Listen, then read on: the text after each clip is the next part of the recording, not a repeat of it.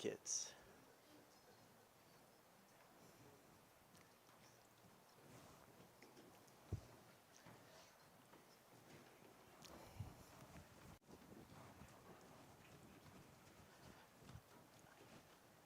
I believe deeply in the Bible being the inspired Word of God. From Genesis to Revelation, it's all given to us for a reason, and it's good for us to understand it, to study it, to adhere to it, to follow it. And that's every teaching, every truth, every lesson. You know, there are folks that don't come to Tri-County because of some of the teachings, and, you know, they've frankly blamed me. But I'm simply trying to teach what's here. And it's important that we continue to do that always. So it's been, you know, really a couple years since we've talked about service and giving, and we haven't done that for a while, but I believe deeply in it, and I'll get to that later in the sermon. But it was taught to me as a child, and I tried to stick to those teachings all the way through my life. And I believe that God blesses us when we give, whether it's our time, our abilities, or our money. I think he returns that to us in one way, shape, or another. And not teaching it is probably a detriment to you and the church. So that's why we do that. And it's unusual to do it at Christmas time, but I think it fit well this year, just because when God sent Jesus, it was a gift to us. And the question is, how do we respond to that gift? So today we're going to conclude that. It's a 4-part series on giving and serving and generosity, and we'll conclude that today, wrapping up the Grateful Giving series, where we're going to be responded to generously give to God because he generously gave to us. Several years ago, well, before I say that, in the week 1 lesson, I said, hey, you know, we have to look for opportunities. Look for opportunities to give. Look for opportunities to help somebody. Look for opportunities to share the gospel. And sometimes if you just don't ever see those opportunities, you make them.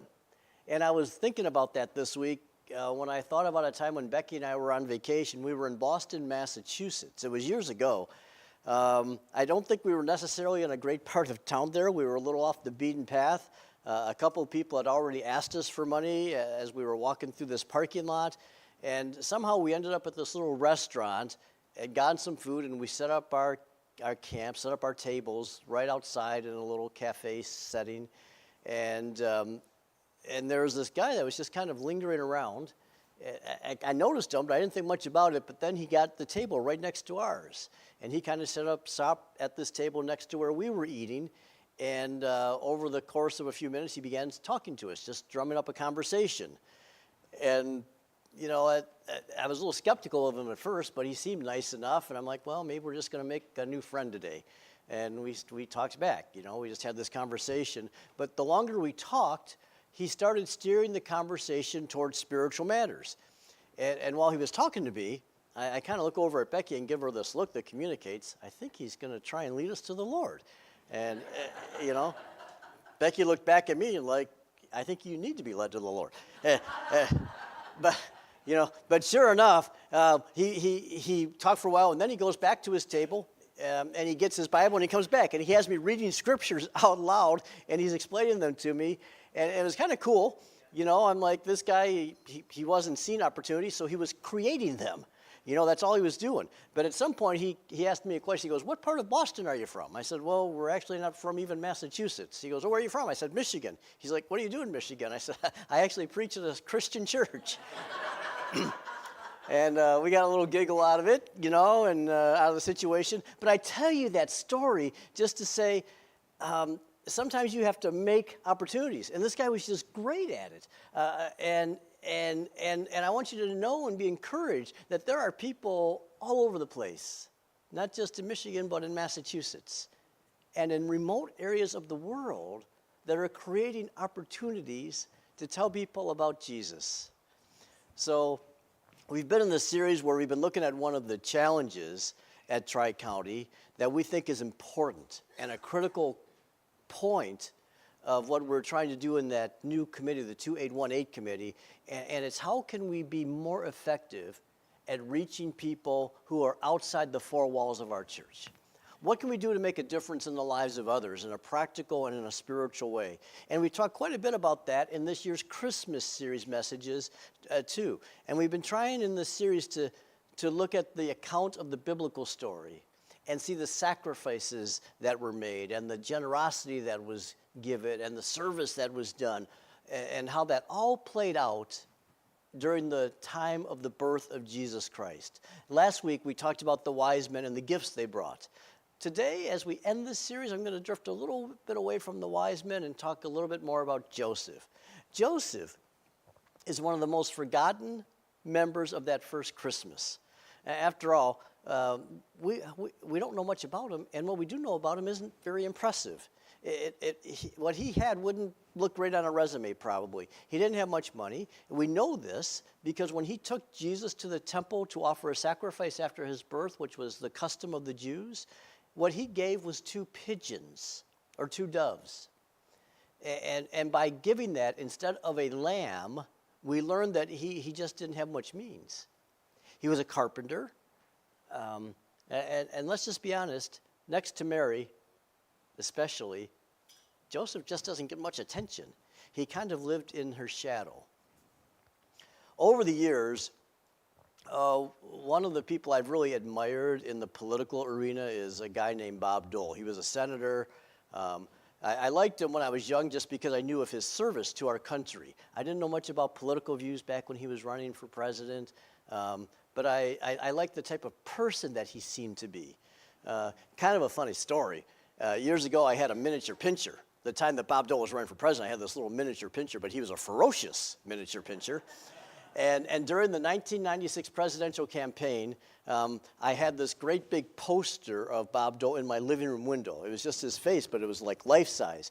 And I would take my dog for a walk every night, and as we would get back toward the house, he would look at that picture in the window and just start barking like crazy. Casey, the miniature pincher, didn't like Bob Dole as much as I did. Well, Bob Dole lost that election, and afterwards, I just felt bad for the guy. He worked his heart out. He'd given a lot for the country. In fact, he was a disabled veteran. He was injured in World War II, and it would be a lifelong injury. And I just wrote him this letter and thanked him for his years of service, wished him well in retirement. And as I put that in the envelope and put a stamp on it, I'm like, what a waste of time. Someone's going to open it for him, read part of it, stick it in a file, and that's the end of the story. But one evening in January, a couple months later, I was sitting at home and the phone rang. It was one of those old phones that was connected with a wire to the wall. And when I said hello, a lady at the other end said, "Is this Randy Green?" I said, "Yes, it is." She said, "Senator Dole would like to speak to you. Would you please hold?" And Bob Dole called me to thank me for the letter, and I literally had a 5-minute conversation with this guy that I had admired so much over so many years. I later saw him on the Johnny Carson show, and Johnny Carson said, "What are you doing with your retirement?" He goes, "I got thousands of letters, and I just spend time calling people and thanking them for them." And I'm like, it's pretty cool. Well, Bob Dole passed away a few years ago, and when I heard about his passing, I recalled some of the stories about Bob, and I remembered that one of the things people talked a lot about him was that his wife Elizabeth probably would have made a better candidate for president than he did. She served at the time he was running as Secretary of Labor, and she was just a very sharp and a very politically savvy person. And during that time, a national magazine went to their home to do a feature story. They were going to put a cover story of him and his wife on their magazine. And they went to his house. They took a picture, and one of the pictures they took of him was Mr. Dole and his wife Elizabeth in their bedroom making the bed. And the photographer took the picture. And after he took the picture, he went to Bob Dole and he says, "Hey, that was nice of you to do that. Did you just do it for the picture?" And he laughed. He said, "No, I do it every day. Elizabeth did it for the picture." You know, and I just kind of think that is the type of person that Joseph was, right? He was just this behind-the-scenes kind of guy who played his seemingly minor role with a lot of integrity and sacrifice. In fact, in all of the Bible, Joseph is never once quoted. We don't know a single word that he uttered. He doesn't say anything. He seems as common as his name. He's just there. But today I want to take a closer look at his life because even though there's not a ton there, I think what is there is enough to inspire us to maybe sacrifice a little more. Let me make 3 observations about the sacrifice from what we do know about the life of Joseph. Here's my first observation. Sacrifice requires obedience to what God demands. That's just a pretty good starting point. Sacrifice requires obedience to what God demands. In the biblical account in Matthew chapter 2, verse 13, it says, "After the wise men were gone, an angel of the Lord appeared to Joseph in a dream. 'Get up, flee to Egypt with the child and his mother.' And the angel said, 'Stay there until I tell you to return, because Herod is going to search for the child to kill him.'" So I told you in the first part of this sermon series 4 weeks ago just how ruthless Herod was. He had some of his own sons executed. He had his wife strangled. That's just the type of person we're talking about here. And so Mary and Joseph and Jesus, they hear about this and they just take off. They flee quickly. And after bringing their gifts to Jesus, the wise men, an angel warns them not to go back the same way they came. Don't go back to the king the way he requested you to. Go a different way home. See, Herod wanted to squelch what he thought was a threat to his throne, but the wise men were too wise to go back and tell him the location of the baby. So Herod then orders that every baby boy under 2 years of age in that entire region be killed. It's kind of tough for us to even imagine that such a thing would be done. In Matthew chapter 2, verse 14 and 15, that night Joseph left for Egypt with the child and Mary his mother, and they stayed there until Herod's death. This fulfilled what the Lord had spoken through the prophet, "I called my son out of Egypt." That last phrase is a direct quote from the prophet Hosea. It's what we call a messianic prophecy. It was written hundreds of years before Jesus was even born. He was born, and so it gives us a little glimpse of what the details would be about this Messiah and how he was going to come and where he was going to live. It's one of the strongest proofs or evidences of Jesus being whom he says he was. It's this messianic prophecy that details the life of Jesus. And so Joseph, he doesn't question God's warning. He doesn't bargain with God. He doesn't ask if there's some other way. The Bible just says he got up, he took Mary, and they headed out for Egypt. When Joseph heard God's message, he moved. That's what people who want to serve God do. Because sacrifice requires obedience to what God demands. You're going to see, if you read through this entire story, a pattern develop. An angel of the Lord will appear to Joseph in a dream, and this is going to happen several times in Matthew chapter 1 and Matthew chapter 2. Evidently, Joseph had no doubt what was happening to him. He'd get these dreams, and he knew instinctively or intuitively that this was the Lord speaking to him and giving him a message. Now, I'll just put this in here as a little caveat. I don't want you to make too much of a personal application when I talk about these dreams. I don't want you to think every night when you get a dream that some special message from the Lord is coming to you in that dream. I don't know about you, but I get some crazy dreams, right? Sometimes recurring. But rather being something from God, they're just something that reveals our stress or reveals our fears. That every dream isn't necessarily a message from God, but you have to be intuitive. You have to think it through. Does what you're dreaming about align with what God says in his word? Then maybe it's a message. This inner notion, this feeling that you get sometimes that you ought to move, that you ought to act, that you ought to do. Does that align with what Scripture would say to you? And if so, then move and do. But every time an angel gave a clear direction to Joseph, he did exactly what God had told him to do. When you feel that nudge from the Holy Spirit or that prompting from God, I hope you'll follow through like Joseph did. Here's our second observation from Joseph's life, and that is sacrifice will always cost you something. Sacrifice always costs you something. I had an interesting conversation with someone yesterday. How much do you give? How much is too much to give? When do you start thinking about yourselves instead of others? But sacrifice within the Lord's church is important. Sacrifice in serving God is so important, and there ought to be a part of each of us that wants to move and help on the behalf of others at some point to some degree. Look at Matthew chapter 2, verse 19. When Herod died, an angel of the Lord appeared to him in a dream and said, "Get up, take the child and his mother back to the land of Israel, because those who were trying to kill the child are dead." So Joseph got up, returned to the land of Israel with Jesus and his mother. So like Joseph, now you're going to go back to Israel.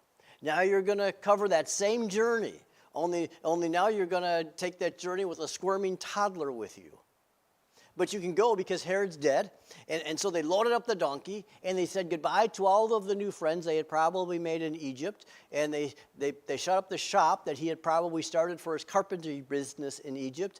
And they now go back home, basically. That journey would have been somewhere between 220 and 350 miles. It's hard to know exactly where in Egypt they were. But in other words, the journey they were about to take is a 30 to a 45-day journey. How do you finance 2 moves in 2 years with that much travel when you barely have time to start a business, time to make your product, time to find customers? Well, if you were here last week, you got a little glimpse about that, right? Mary and Joseph probably had to sell off some of that gold and frankincense and myrrh that had been given them by the wise men. But make certain you catch this. God will never ask you to do something without also providing the means for which you two can accomplish it. I don't know for sure that's how they made this journey. I'm just speculating. But I know this. God will never ask you to do something without providing the means or the methods by which you can accomplish that something. He will always come through if he asks you to do something. I've seen him do it in my own life time and time again. Times when I had nothing, or times when we had to sacrifice for some sort of ministry or for a church project right here at Tri-County. Every single time he's been faithful.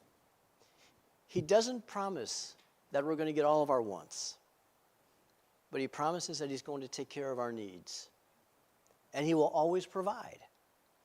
He has done that all of the years of this church. He's done it all the years of my life. He's done it in so many different types of seasons. But he's always shown up when we've sacrificed. In Joseph's case, it cost him more than just money. It went beyond that.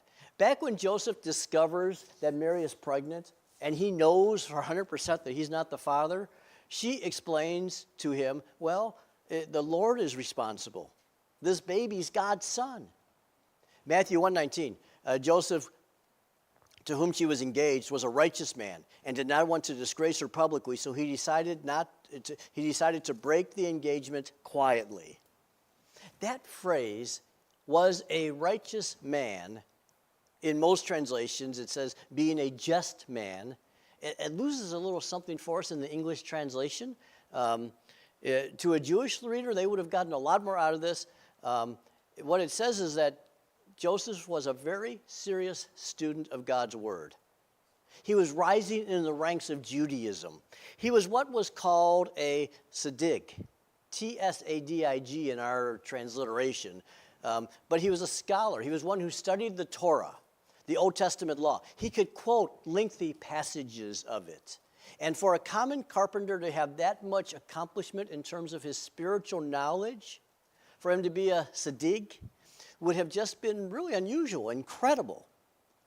But with Mary's pregnancy, now his religious standing was in question. And he's going to have to either choose the law or love.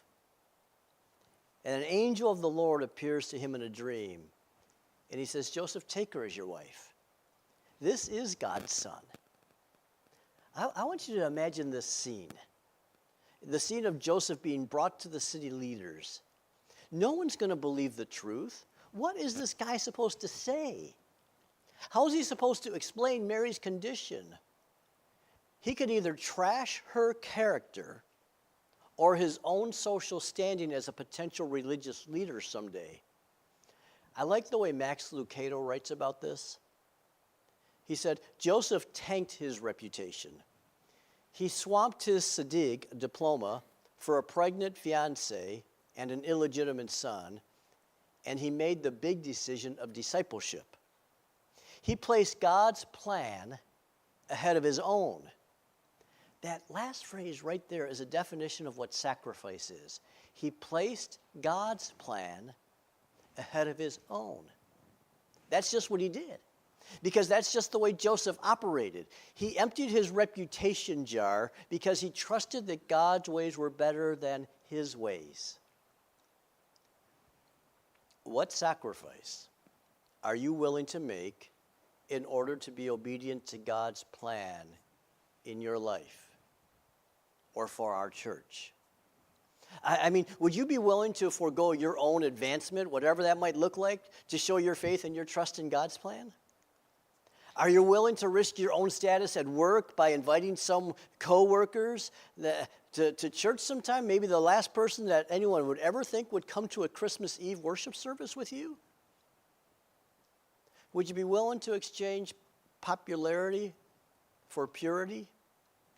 What are you willing to sacrifice to say that my faith in God is legitimate and real and meaningful, and I've got to get myself on his path for my life? I have a friend in ministry who told an incredible story of sacrifice from his own personal family, and I just want to share it with you this morning. He said that toward the end of his granddad's life, he went through this season where he just became very selfish when it came to money and possessions, and he kind of got into this pattern of making some really unwise choices. His grandmother had passed away a couple of years before, and now the grandfather had decided he was going to take all of their farm equipment, all of the family furniture, all of his grandmother's belongings, even her wedding ring, and sell them at a public auction to provide cash for some of the luxuries that he now wanted for himself. He just kind of wanted to live a lavish lifestyle for a while, and some of his wise friends tried to talk sense to him, but he would have nothing to do with it. Nothing could dissuade him. My friend says he remembers the day of the auction, and it was just an emotional time for his family, but even for the town where they were so well known, seeing all these personal items displayed. He later learned that his grandfather's 5 children, so his aunts and uncles, were given no chance to purchase any of the items beforehand. Even when they asked, even when they wanted to get some of the things that had sentimental value, his grandfather just told them that they could bid on them like everybody else. He told of watching his Uncle Phil, who is now in his 40s, bid for a red, rusty wagon that had his name painted on the side, Philip. It was just a sad day. One of the family keepsakes that his mom really wanted was a beautiful wedding ring designed handmade quilt. It was his grandmother's favorite quilt, and his mom wanted to keep it in the family. However, a very determined antique dealer just keep bidding higher and higher and higher so that he could then resell it and make money. And through the course of time, the bidding reached a point where his mom's bidding finally hit her self-imposed limit where she could go no higher. And when it did, it was more than she could bear, and she simply left the auction room in tears. Overcome by emotion and wounded by her father's insensitivity, she just left the auction altogether, but the auctioneer continued. And the bids went higher and higher. But then a strange scene began to unfold. His older brother, now in his mid-20s, just beginning a pastorship himself, had absolutely no money to his name, began to bid on this quilt. And the bidding went higher and higher. And several minutes later, the auctioneer finally said, "Sold." And they folded up his brother's purchase, and he carried it out of the auction barn, and he found his mom and handed her the quilt and just simply said, "I love you." And they hugged and they all cried. And years later, his brother would say, "I spent more money than I had. I paid more than I should have, but I have never regretted buying that quilt." Sometimes sacrifice is really hard to define, but you know it when you see it. And sacrifice is giving up something for that you love for someone or something that you love more. What are you willing to sacrifice for? What would you work hard for? What will it take? Who will it take? Would you do it for some women who have been trafficked and need a safe place to stay? Would you do it for a local teen who got kicked out of his home and needs a place to stay? Would you come here and staff our church 1 or 2 nights a week if we were to open it up to feed the hungry or provide people a warm place to stay on a cold night? Something we're talking about doing. Would you do it to establish a new home Bible study to help others grow in Christ? Joseph sacrificed his reputation in order to get God's will done. Let's make one more observation, and that's that sacrifice will entail ongoing submission. It will entail ongoing submission. It's not a one-time thing. It's an ongoing thing. It becomes a lifestyle. In other words, this is a continual action. Matthew chapter 2, verses 22 and 23 says, "But when he learned that the new ruler of Judea was Herod's son, Archelaus, he was afraid to go there." It's talking about Joseph. "Then after being warned in a dream, he left the region of Galilee. So the family went and lived in a town called Nazareth. This fulfilled what the prophets had said, he will be called a Nazarene." So another messianic reference, more details about the Messiah. It's amazing.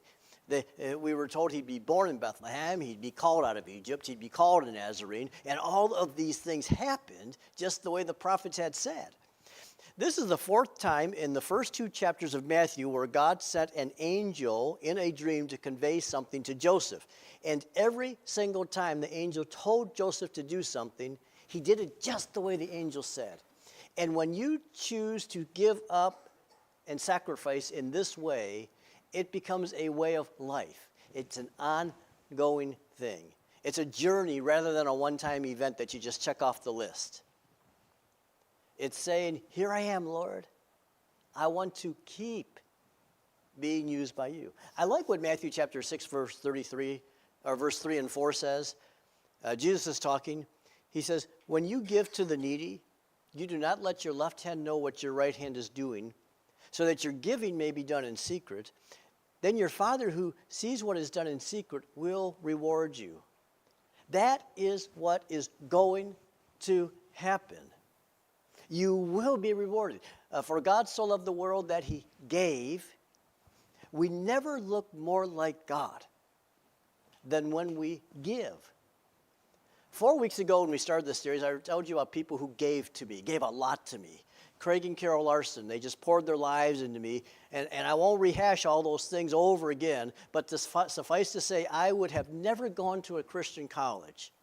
I would have never studied for ministry. I don't know if I'd be a Christian this day if it weren't for the work of Craig and Carol Larson in my life. These 2 people that I hardly knew who just stepped in and gave and gave and gave and gave and made a difference.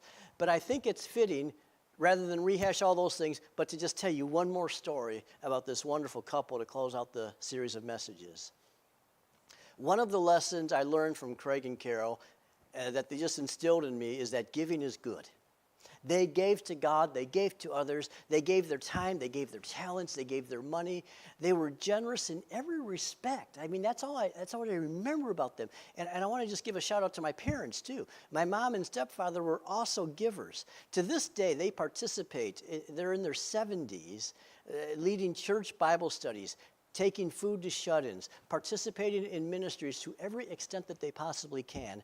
But I recall vividly a time when my parents were both unemployed at the exact same time, because they both worked at Kroger's, and Kroger's went on strike, and the bills were piling up, and the money wasn't coming in, not enough to pay for the bills. Yet they sat us children down around the kitchen table, and they just explained this to us, that we were going to have to cut back. We couldn't get some of the things that we like to get. We wouldn't be able to eat some of the snacks we used to like to eat. And they explained the economics of this to us, and then they explained God's economics to us, and they showed us these unemployment checks and they calculated what their two checks added up to together. And then the very first check they wrote was 10% of the amount of those checks to the Christian Church of Wyandotte, just like when they were working. But they gave a little lesser amount, but it amounted to 10% of those checks. And on a ledger, that made the situation look worse. How are we going to pay the bills that you already can't afford to pay?